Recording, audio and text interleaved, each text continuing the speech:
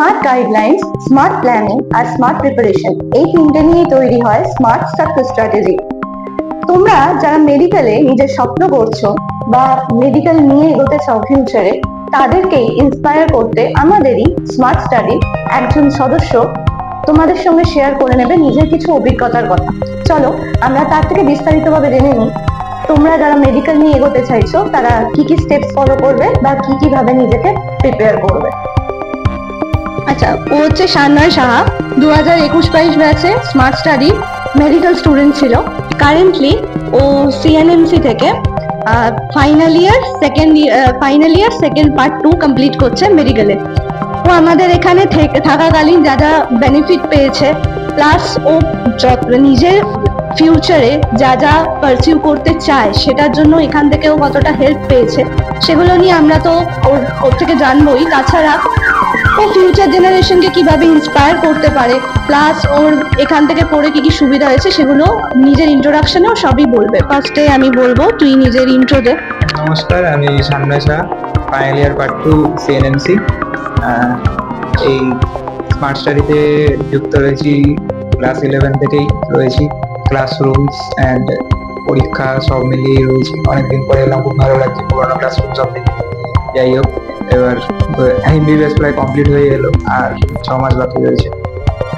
অনেকদিন পর আসা হলো এখানে। অভিজ্ঞতাটা, আগে পড়ার অভিজ্ঞতাটা বলি। ক্লাসরুমের মধ্যে আর কি বিভিন্ন রকম স্যার রয়েছে, বিভিন্ন যে স্যার রয়েছে, বিশেষ করে ফিজিক্সের আমাদের মাননীয় প্রসন্ন স্যার। সত্যি খুবই তার পড়ানোর ধরন আমার প্রথম থেকেই আমি খুব আকর্ষিত হয়েছি। সেখান থেকেই এখানে জয়েন করা, দিয়ে আরো স্যার, যতগুলো স্যার রয়েছে সবার সাথেই কথা, কেমিস্ট্রি, বায়োলজি, এদের সাথে করে খুবই ভালো লেগেছে। ক্লাসরুম গুলো ইন্টারেক্টিভ ক্লাসরুম হয়। তারপর পরীক্ষাগুলো তো অনলাইনের থেকে অনেকটাই আলাদা। অফলাইনের ধরনটা, অফলাইনে পরীক্ষা দেওয়া ওএমআর সিটে প্রথম থেকে আমাদের প্র্যাকটিস করানো হয়, যেটা এটা নিটে গিয়ে সুবিধা হয়েছে। বন্ধুদের থেকে শুনেছি অনেকে ওএমআর ফিল আপ করতে গিয়ে অনেক মিস্টেক করে গেলো। আমরা সেটা প্রথম থেকে অভ্যাস থাকায় সেগুলো হয়, অসুবিধা হয়নি। এবং আমার অল ইন্ডিয়া র্যাঙ্ক তো 12,000 এসেছিল। এবার যাই হোক, ওটা কোনোদিন এক্সপেক্ট করিনি, কিন্তু এসছে। খুব ভালো লেগে, মানে ভালোই হয়ে গেছে একবারেই আমার রানিং ইয়ারে। আচ্ছা, এতটা শেয়ার করার জন্য থ্যাংক ইউ। নেক্সট আমি তোকে জিজ্ঞেস করবো যে তোর ফিউচারে কি কি প্ল্যান আছে, সেটা যদি একটু শেয়ার করিস। ফিউচারে সেরকম ভাবিনি, কিন্তু ইচ্ছে আছে আর কি একজন সার্জন হওয়ার। দেখি এবার কতটা করা যায়, চেষ্টা তো করবো।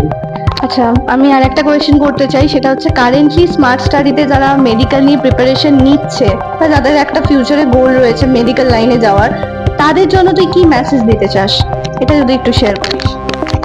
অবশ্যই অনেক ছোট ভাই বোনেরা রয়েছে যারা পড়ছে, চেষ্টা করছে, অনেক দিন রাত জেগে পড়াশোনা করছে। তাদেরকে এটাই বলবো যে অফলাইনের ক্লাসগুলি রেগুলার অ্যাটেন্ড করা হোক। মানে যাই হোক, একটু কিছু কিছু সময় একটু অ্যাডভান্স লেভেলের ক্লাস স্যারেরা করে বেড়া, সেগুলোকে ইগনোর না করে সবটাই স্যারদের যেটা গাইডেন্স, যেটা সিনিয়র আমাদের স্যাররা রয়েছে, তারপর যুবরাজ স্যার রয়েছে, যেগুলো গাইড করছে সেগুলো ফলো করো। আর হচ্ছে মক টেস্টের মধ্যে বলতে ফুল মক টেস্ট, তারপর ছোট ছোট একটা দুটো চ্যাপ্টার নিয়ে যে মক টেস্ট গুলো আছে সবকটাকে ইগনোর না করে যেন সবকটাই দেওয়া হয়। যেরকম যতটাই প্রিপারেশন থাকুক না থাকুক, যেন বসে তার একটা প্র্যাকটিসটা থাকে। আচ্ছা, থ্যাংক ইউ ফর এভরিথিং। যা যা শেয়ার করলি হোপফুলি সবাইকে এটা খুব হেল্প করবে ফিউচারে গ্রো করার জন্য, বা তুই একটা ইন্সপিরেশন হিসাবে তাদের কাছে থাকবি। আর সব থেকে বড় কথা, ও আমাদের এখানে মেডিকেল পাওয়া এমন একজন ছিল যে ফার্স্ট চান্সে, ফার্স্ট অ্যাটেম্পটে 12,000 র্যাঙ্ক নিয়ে মেডিকেল পাস করেছে। তো এটার জন্য আমরা প্রাউড ফিল করি। অ্যান্ড স্মার্ট স্টাডি অবশ্যই চাইবে যে ওর মতো এরকম আরো স্টুডেন্ট আমাদের কাছে হোক, ও সবারকার ইন্সপিরেশন হোক, আর হোপফুলি ও খুব ভালো একজন ডাক্তার হবে, সার্জন হবে, যেটা ওর ফিউচারে ইচ্ছা। আর এটার জন্য অল দ্য বেস্ট আর কংগ্রাচুলেশনস। আর হোপফুলি তুই আরো এগিয়ে যা, এটা জানিয়ে আমি শেষ করবো। Thank you.